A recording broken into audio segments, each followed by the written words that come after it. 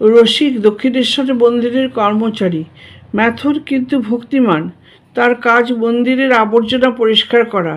রসিকের জীবনে শ্রীরামকৃষ্ণের কৃপালাভের সৌভাগ্যে মার অবদান অনস্বীকার্য।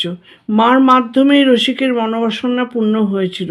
রসিকের দৃঢ় বিশ্বাস যে শ্রীরামকৃষ্ণ ভগবান, তার কৃপাদৃষ্টিতে মানব জীবন ধন্য হয়ে যায়। রসিকের অন্তরের তীব্র আকাঙ্ক্ষা সে ঠাকুরের কৃপা লাভ করে, কিন্তু প্রভুকে সেই কথা বলার সাহস তার নেই। তাই সে অস্থির, অশান্ত অন্তর্জ্বালায় জ্বলে পুড়ে মরতে থাকে। অবশেষে সে ঠাকুরের সান্নিধ্য লাভের আশায় নহবতে সামনে দিয়ে যাতায়াত শুরু করলো এবং মার দৃষ্টি আকর্ষণপূর্বক তার শরণাপন্ন হয়ে অন্তরের প্রার্থনা নিবেদন করলো। সে আবেগজড়িত কণ্ঠে মাকে বলল, মা, বাবার দয়া না হলে কি ঈশ্বরের দর্শন পাওয়া যায়? অধমের পরে যদি দেবতার একটুখানি দয়া হয়, আপনাদের চরণতলেই তো পড়ে আছি মা। মা সব শুনে অধম সন্তানের আকুল আবেদনে অধীর হয়ে বললেন, আচ্ছা বাবা, আমি বলবো।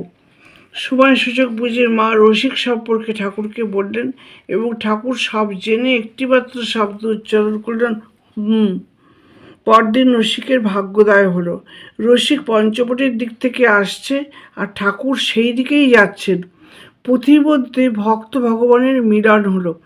রসিক ঠাকুরকে আসতে দেখে লজ্জায় ও সংকোচে একটু দূরে সরে দাঁড়িয়েছিল, কিন্তু ঠাকুর তাকে সাদরে আয় আয় বলে ভাবাবেশে জড়িয়ে ধরেন এবং বলেন, তুই নাকি ঈশ্বরকে দেখতে চাস? বলা মাত্রই সমাধিস্থ হন। মহাভাগ্যবান এই রসিক।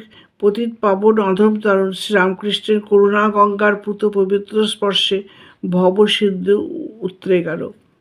আর মার কথা যদি বলতে হয়, রুক্ষ কেশ, আরতি বেশ, চরম দারিদ্র্যের প্রতিভু বেশ কয়েকজন ব্যক্তি একবার ঘাটাল থেকে জয়রামবাটিতে এসছে মাতৃদর্শন করতে। তাদের দেখে মায়ের সেবক শ্রীমাকে জানান, মা, এ যে দেখছি পঙ্গপাল আর ভারী নোংরা, আপনি ওদের কি করে ভেতরে আসতে বলবেন? তদুত্তরে মা স্নেহময়ী মা ব্যথিত হয়ে বললেন, দেখো, ওদের বাইরেটা নোংরা হলে কী হবে, ওদের ভেতরটা পরিষ্কার। আসলে সাধারণ মানুষ দেখে বাইরেটা, আর অন্তর্যামী ভগবান দেখেন অন্তর।